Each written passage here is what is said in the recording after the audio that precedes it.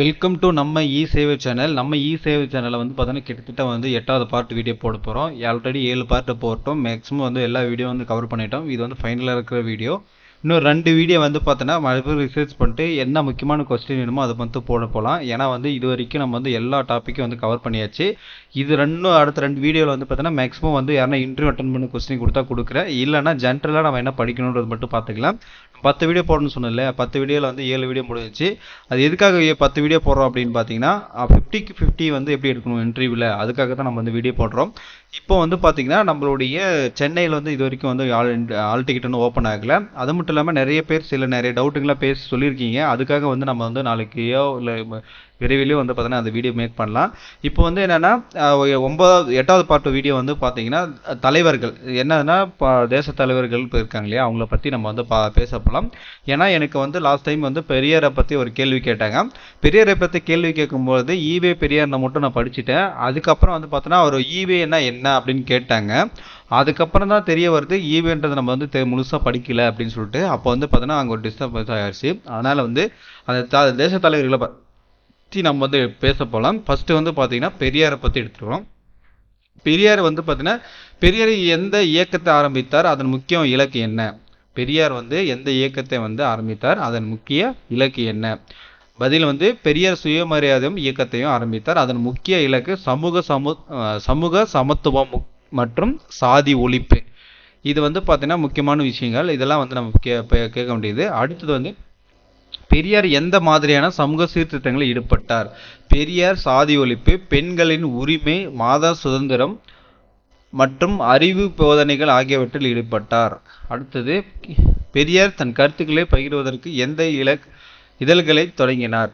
இதழ்கள் வந்து பார்த்தா தொடங்கினார்னு கேட்டால் அவர் குடிய அரசு விடுதலை போன்ற இதழ்களில் தொடங்கி தனது கருத்துக்களை பகிர்ந்தார். அவர் பெரியார் தன் கருத்துக்களை வந்து எதில் பகிர்ந்தார் அப்படின்னு கேட்டிங்கன்னா அவர் குடியரசு விடுதலை போன்ற இதழ்களில் தொடங்கி தனது கருத்துக்களை வெளிப்படுத்தினார். ஏன்னா கருத்துக்களை வெளிப்படுத்துறதுக்கு ஒரு நாளிதழ் வேணும் இல்லையா, அந்த மாதிரி வந்து பார்த்தீங்கன்னா ஒரு இதழ்களை வந்து ஓப்பன் பண்ணார். அடுத்தது பெரியார் எந்த வருடத்தில் சுயமரியாதை இயக்கம் தொடங்கினார்?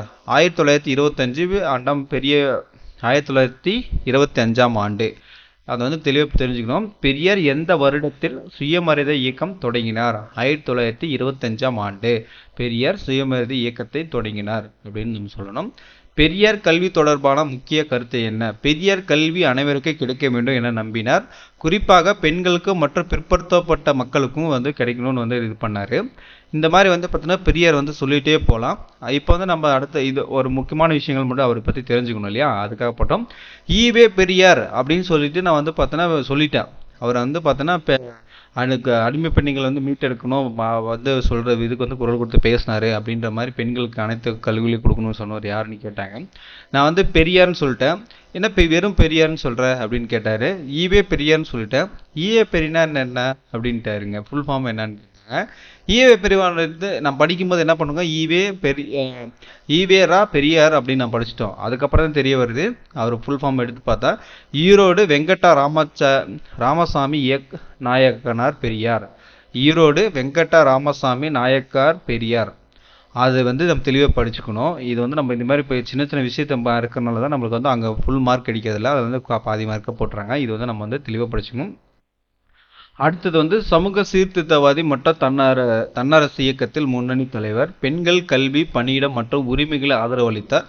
பெண்கள் மீது புராணங்கள் மற்றும் சமூக கட்டுப்பாடுகள் அடிமைத்தனத்தை எதிர்த்தார். இது வந்து பெரியார் வந்து பார்த்தீங்கன்னா மிகப்பெரிய ஒரு மக்களுக்கு வந்து பார்த்தீங்கன்னா சொல்கிறதோட பெண்களுக்கு வந்து பார்த்தீங்கன்னா முக்கியத்துவம் கொடுத்து பெண்கள் வந்து உரிமை வந்து மீட்டெடுக்கிறதுக்காக வந்து பார்த்தீங்கன்னா எல்லா இடத்துலையும் குரல் கொடுத்து பேசினார். அடுத்தது நம்ம வந்து யாரை பற்றி பார்க்க போகிறோம்னா கர்ம வீரர் காமராஜர் தான் பற்றி பேச போகிறோம்.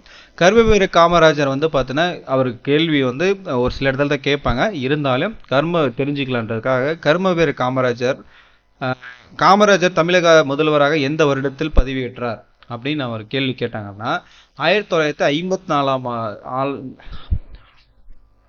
காமராஜர் 1954 தமிழக முதல்வராக பதவியேற்றார். கேள்வி வந்து காமராஜர் தமிழக முதல்வராக எந்த வருடத்தில் பதவியேற்றார்னு சொன்னா காமராஜர் 1954 தமிழக முதல்வராக பதவியேற்றார். அதை பற்றி சொல்லணும். அடுத்தது காமராஜர் கல்வி வளர்ச்சிக்கும் எந்த திட்டங்களை அறிமுகப்படுத்தினார்? அவர் பள்ளி மாணவர்களுக்கிடையே மீட் திட்டத்தையும் பொது கல்வி வளர்ச்சியும் இலவசமாக பள்ளிகளுக்கு அறிமுகப்படுத்தினார். இது பண்ணாரு. அடுத்தது காமராஜர் ஏன் நாயகர் என்று அழைக்கப்படுகிறார்னா, காங்கிரசின் கடினமான நேரங்களிலும் அவர் தலைமை வகித்ததால் காங்கிரஸில் காங்கிரசின் கடினமான நேரங்களில் அவரின் தலைமை வைத்ததால் காங்கிரஸ் வளர்ச்சி வந்ததால் குடிநாயக்கர் என்று பெயர் கிடைத்தது. அடுத்தது காமராஜர் மிகப்பெரிய சாதனை இது. தொழில்துறை மற்றும் கல்வி வளர்ச்சியில் அவரது பங்களிப்பு முக்கியமானவையாகும். நிறைய தொழில்களை ஈர்த்தாரு, கல்வி வளர்ச்சி மேம்படுத்தினாரு. கிராமத்துக்கு ஒரு பள்ளின்ற மாதிரி பார்த்தோன்னா நிறைய விஷயங்களை அவர் காமராஜருக்கு காலத்தில் தான் வந்துச்சு. காமராஜர் பிறந்த ஊர் மற்றும் பிறந்த தேதி என்ன? காமராஜர் பிறந்தது பார்த்தோன்னா 1903 ஜூலை 15ஆம் தேதி விருதுநகரில் பிறந்தார். அடுத்தது காந்தியை பற்றி பேசணும் அப்படின்னு பார்த்தீங்கன்னா நிறைய சத்தியாகிரக போராட்டம், நிறைய பார்த்தீங்கன்னா சுதந்திர போராட்டத்தில் நிறைய ஈடுபட்டு இருந்தார். இப்போ மகாத்மா காந்தி பிறந்த இடம் மற்றும் ஆண்டு என்ன? மகாத்மா காந்தி பார்த்தீங்கன்னா 1869 அக்டோபர் 2 என்ற குஜராத்தில் பிறந்தார். அடுத்தது சத்தியாகிரகம் என்ற கருத்தின் அடிப்படையில் என்ன